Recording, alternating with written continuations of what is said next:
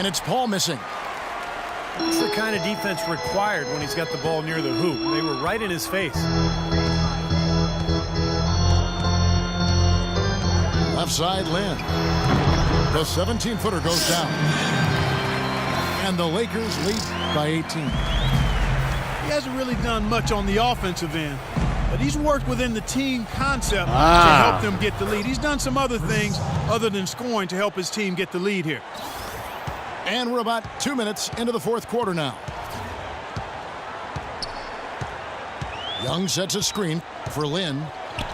Feeds to Young.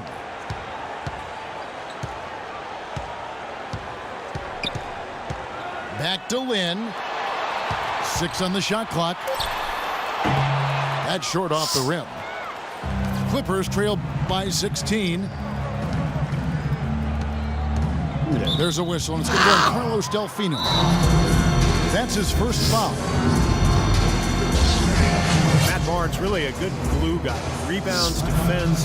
He's gotten better with his outside shot, and he can really run the lane. And he's always had a toughness, the younger one is bragging to the older one. I got more gifts than you. I got more gifts time here. I'm like, man, shut up. And you look at advanced plus-minus measurements, Matt Barnes rates very well. Not surprised by that, Kevin. He brings so much energy at both ends of the floor. He does a lot of those little intangible things that don't always show up on the stat sheet.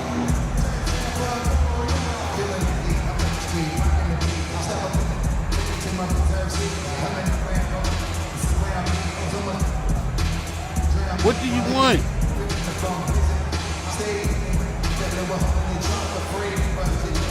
Hey. And some changes here for the Lakers. What? 10:30, babe. Leave me alone. I told you that.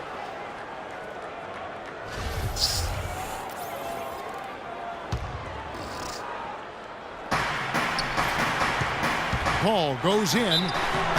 Foul call that time on the way up. That'll give him 2 chances at the free throw line here.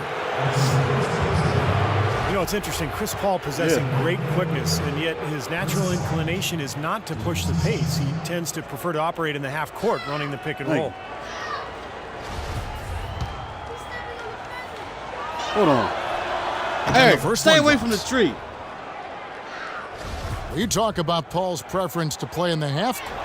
Blake Griffin and DeAndre Jordan Clark tend to flourish in the open floor. And to me, Kevin, it's really about finding that balance, the right balance. But a good sign for the Clippers has been Blake's development as a half-court offensive weapon. He's shooting it better facing the basket. He's shooting it better with his back to the basket. And he's making his free throws at a higher rate. So that lends itself to being a little more effective in the half-court. Good observation. In the corner, it's Gordon. Shoots a fader. A rebound by Kobe Bryant. Kobe's got rebound number 5 here tonight. Plays it in off the pretty alley-oop. And the Lakers lead by 16. Nice silky finish on the alley-oop. That sequence, I don't think Clark could have been executed any better. Stupendous feed. Boy, I hope we see a few more of those. Lakers have gone 3 of 7 from the floor in the fourth. That's a 42% mark in the quarter. There's the lob to the hoop. And finished off by Parsons. He's their go-to guy. When he shoots the ball like he has today, that's what the scoreboard usually looks like. Paul kicks to Griffin. Left side, Griffin.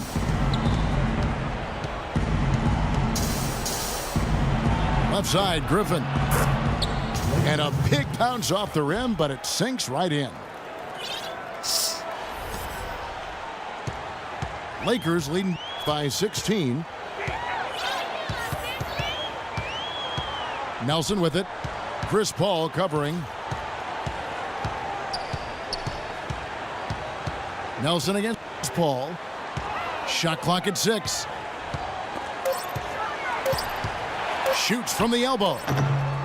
No luck. And the Clippers will come the other way. Out to the right wing. Fires from 18. Man, a nice job there defensively, just getting a hand up enough to bother the shot. Yeah, that was very nice. Impressive. It made it a much more difficult shot. Griffin on the double team. Bryant dishes to Parsons. Back to Kobe. Here's Nelson. Well-placed jumper from the free throw line. Clippers trail by 18. They really want to find that igniter here. Yeah, that's right. Kevin, the offense has basically been running in place. They got to get going. And there's the whistle on the shot. Took the foul. Shot misses. He'll be shooting 2. Check out the game for Blake Griffin. 11 rebounds, and he's come away with 2 steals as well. He's blown up some plays out there.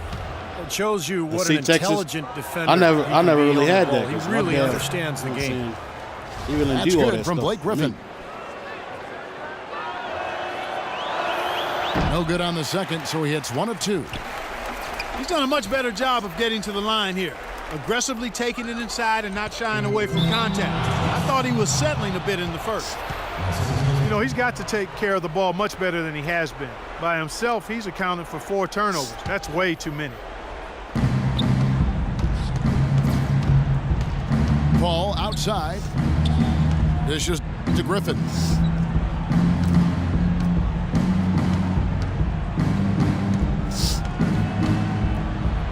Oh, took the contact and tried to throw it down over the top, but instead he'll shoot free throws. The Lakers last season, and this is a remarkable factoid here, folks, that was only the 6th time in franchise history, going all the way back to the 40s, that the Lakers had missed the playoffs. Obviously, the Lakers fans are not accustomed to missing the postseason. That free throw good from Griffin. And for the Lakers last season, Steve, with the departure of Dwight Howard, you knew the team on paper had less talent, but the hope was that the chemistry would improve. And I thought it did. The chemistry was good. Kevin, they just didn't have enough talent. And when Kobe and Nash went down, it didn't matter who was out there, who was coaching. You know, it was just going to be a situation where they were not going to be able to win enough games. Gordon with it. Picked up by Kobe. And he gets the bucket. And that's 10 points for Aaron Gordon. Lakers leading by 14. Nelson, the pass to Kobe. Randall with a screen for Bryant. Kicks it out to Parsons. And that'll be the Lakers as it goes out of bounds. Lakers retain possession.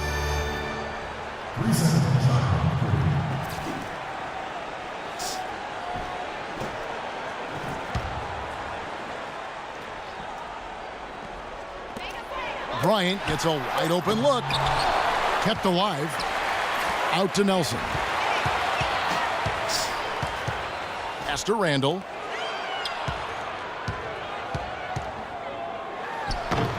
It's hauled in by Los Angeles.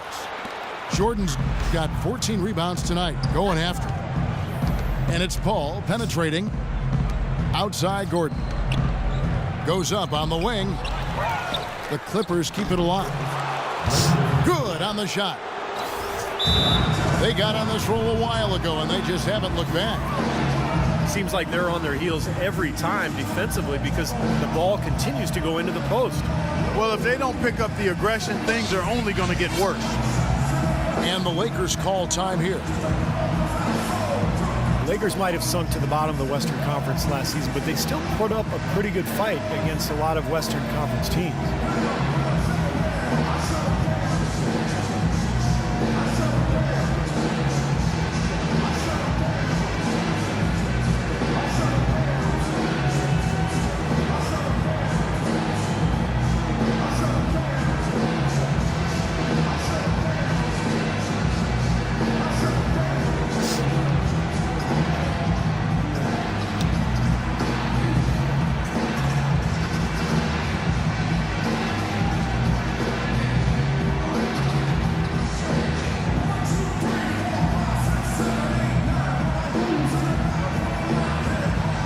You burned that, though.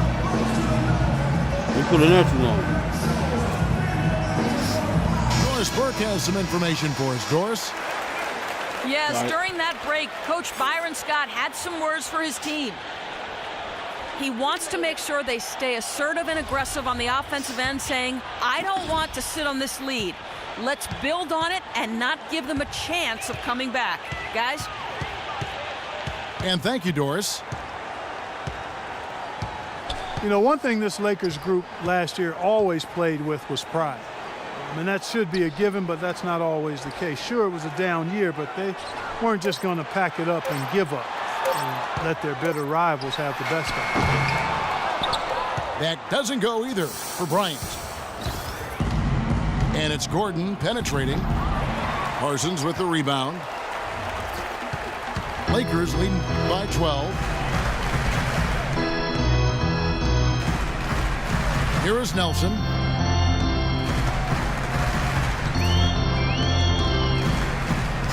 Clock at 6.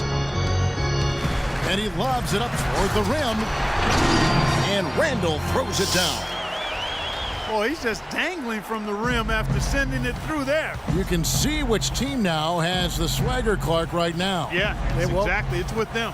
Yeah, but you don't want to do too much to get an opponent riled up, though, either. Barnes kicks to Paul. Shot, high post. Jump shot is good. Paul's got 6 points in the quarter. Clark, one thing we've seen from these guys is excellent ball movement. And you love to see that, Kevin. I mean, I love watching unselfish play, and I know Steve enjoys that too. Yeah, that's the best part of the game. I mean, a five-man team game where the ball moves, so much unselfish play. It's beautiful to watch.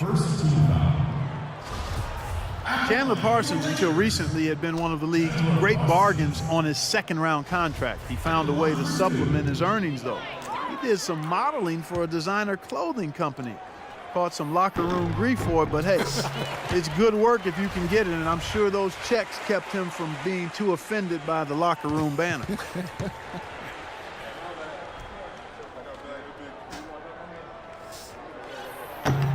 Both free throws good from Parsons. You guys were talking about Parsons' appearance. He cut his hair off last season as a show of solidarity with a 10-year-old he'd met who was battling cancer. What a generous gesture, a great gesture, Steve, on his part. Yeah, it was awesome. I mean, the two had formed a bond and both drew inspiration from each other. You love to see it, and Parsons showing not only, you know, that he's an effective player on the court, but definitely an inspiration in his community as well. Clippers trail by 16. Clark, they've been looking out of sync offensively. You know what? A basket here would do a lot for their confidence. Here's Jordan. And a foul called on the shot. Got him on the way up that time, so he'll shoot 2 right here.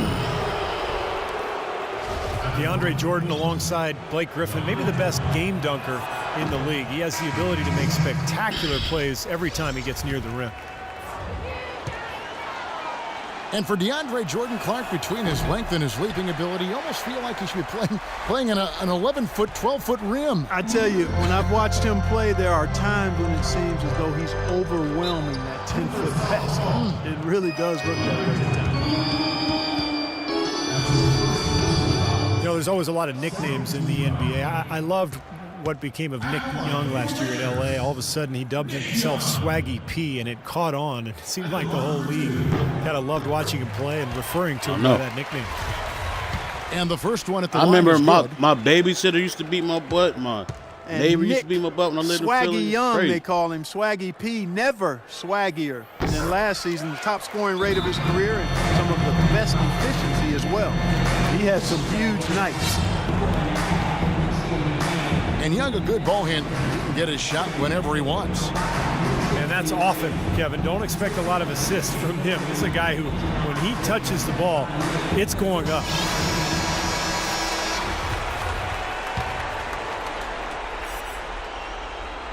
Clippers trail by 18. Paul outside. Passes to Griffin. Lets it go from the wing. It's hauled in by Los Angeles. Zachary's got 6 rebounds in the game. It's a +5 advantage for them in the rebounding category after that board. Very steady work they've been doing on the interior, no question.